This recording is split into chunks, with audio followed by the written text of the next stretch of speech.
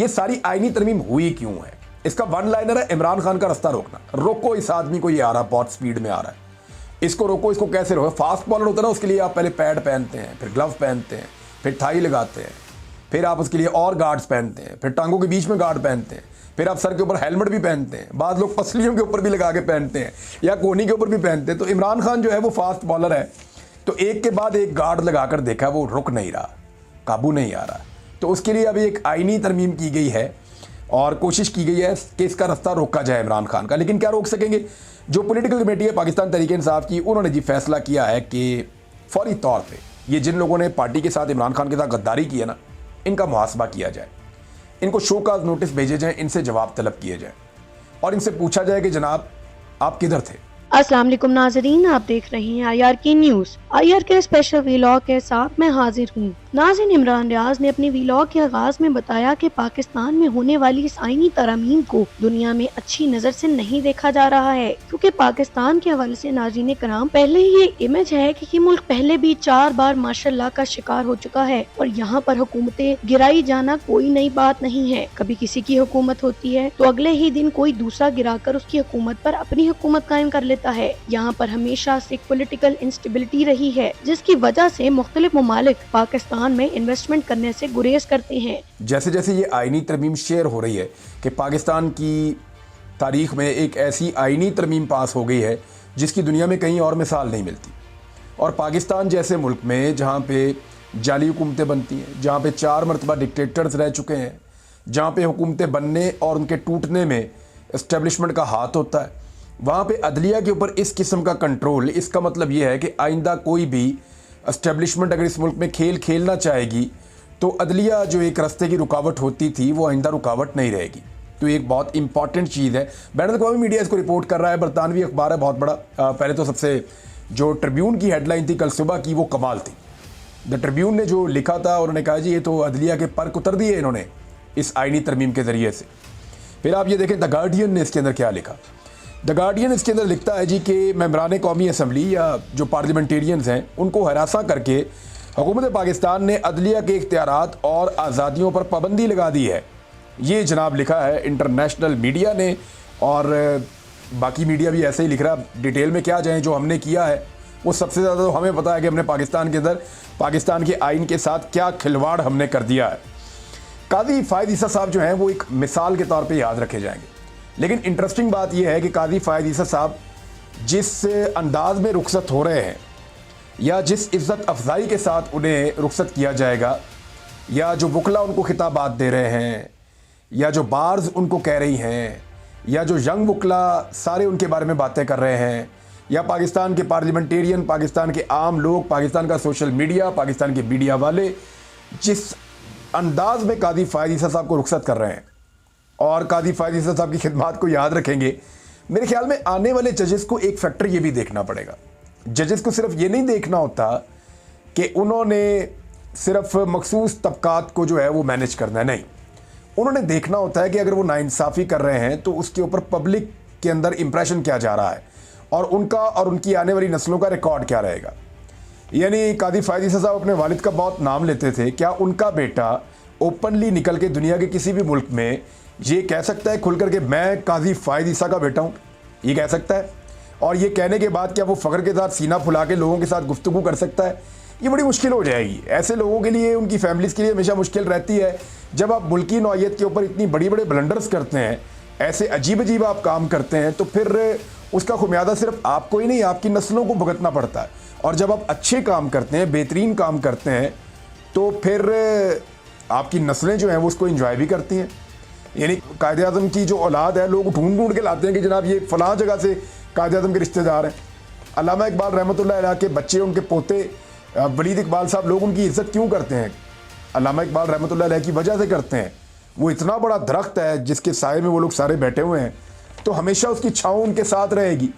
तो जो लोग नस्लों के लिए इज़्ज़त कमा जाते हैं वो भी होते हैं, और जो नस्लों के लिए इज़्ज़त गंवा जाते हैं वो भी लोग होते हैं। बहरहाल तारीख़ जो है वो बड़ी जालिम चीज़ है और तारीख़ का कूड़ेदान हमेशा अवेलेबल रहता है।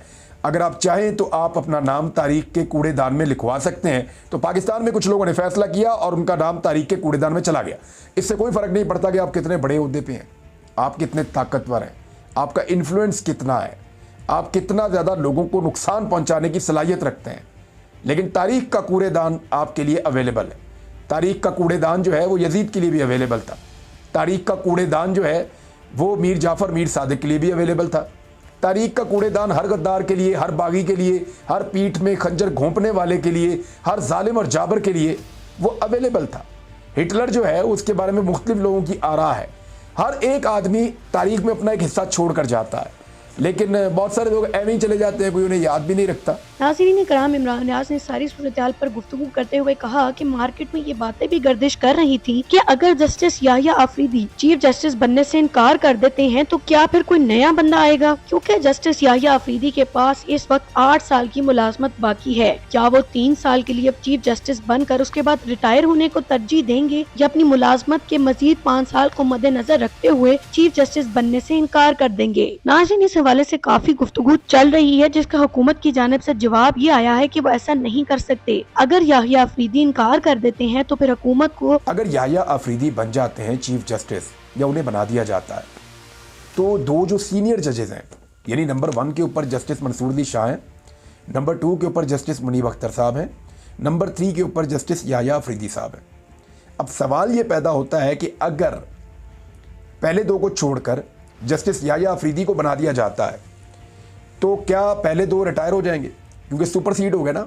मिलिट्री में आमतौर पे ऐसे होता है कि जब किसी जूनियर को आर्मी चीफ बनाया जाता है तो उनसे सीनियर जो हैं वो रिटायरमेंट ले लेते हैं और वो कबल अज़ वक्त रिटायर होकर चले जाते हैं कि हम अपने जूनियर को सल्यूट नहीं कर रहे। लेकिन क्या यहाँ पे अदलिया में ऐसा होगा, ये एक बहुत बड़ा सवाल है।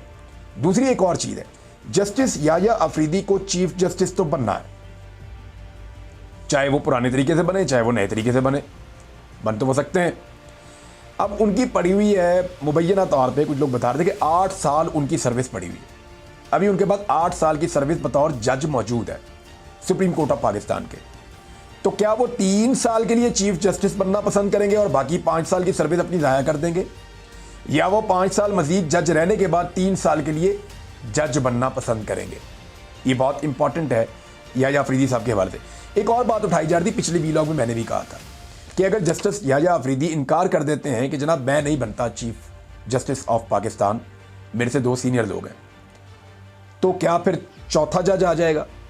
तो पहले परसेप्शन यही थी, लेकिन फवाद चौधरी साहब ने इसको क्लियर किया। कुछ और लोगों ने भी कहा, गालिबन कहीं हुकूमती कैंप से भी ये आवाज़ आई कि नहीं, ऐसा नहीं होगा।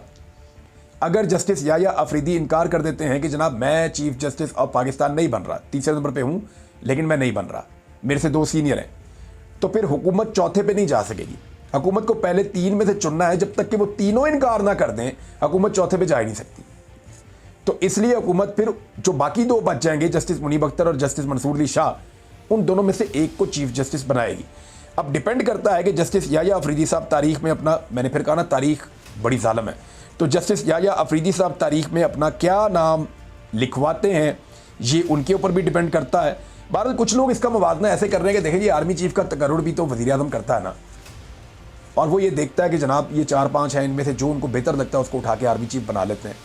भाई आर्मी चीफ एग्जीक्यूटिव का हिस्सा है, आर्मी चीफ सरकारी मुलाजिम है, वो वज़ीर आज़म के अंडर काम करता है, सदर पाकिस्तान उनकी कमांडर है, वो सबसे बड़ा ओहदा सदर पाकिस्तान के पास है। आर्मी चीफ का एक महदूद ओहदा है, अब पावर्स बहुत बड़ी उनको मिल गई हैं, ताकत बहुत ज़्यादा है, उसका इस्तेमाल बहुत गलत होता रहा है, लेकिन आर्मी चीफ एग्जीक्यूटिव का हिस्सा है, वो आज़ाद नहीं है, आज़ाद नहीं है, बंधा हुआ है, एग्जीक्यूटिव का हिस्सा है। वो अलग बात है कि ताकत बहुत है, लेकिन जो आपकी जुडिशरी है वो इंडिपेंडेंट होनी चाहिए, वो आज़ाद है, वो किसी की मोहताज नहीं है। लिहाजा जब आप अदलिया की बात करते हैं, चीफ जस्टिस की बात करते हैं, तो वो मैकेनिज्म अलग है, उसका तरीकाकार अलग होना चाहिए, वो आज़ाद है। आपने उसको बांध दिया है पार्लियामेंट के अंदर लाके, और इसी के ऊपर सारी दुनिया कह रही है, बल्कि पाकिस्तान का मजाक उड़ रहा है कि जनाब ये आपने क्या कर दिया है। बहरहाल जो पॉलिटिकल कमेटी है, इस पे ये चीज़ें मैंने आपके सामने रख दी कि याहिया आफरीदी साहब वाले इशू में क्या होगा। कुछ लोग क्लेम कर रहे हैं कि क्योंकि हुकूमत ने बांध लिया निज़ाम को और अब वो जजेस को बार बार परेशान कर सकती है हुकूमत, उनके बाद इख्तियारात बहुत बढ़ गए हैं इस आईनी तरमीम के नतीजे में, तो मुमकिन है कि वो जस्टिस मंसूर अली शाह साहब को ही चीफ जस्टिस ऑफ पाकिस्तान बना दे, मुमकिन है। नाज़रीन, अब ये देखना होगा कि पीटीआई किस तरीके से इन गद्दारों को डील करती है, क्योंकि अगर इन्हें सजा ना दी गई तो आइंदा आने वाले वक्त में जिन लोगों ने डट कर मुकाबला किया वो भी पीछे हट जाएंगे। ये थी दिन भर की अहम अपडेट्स। अब तक के लिए इतना ही। देखते रहिए IRK न्यूज़। अल्लाह हाफिज।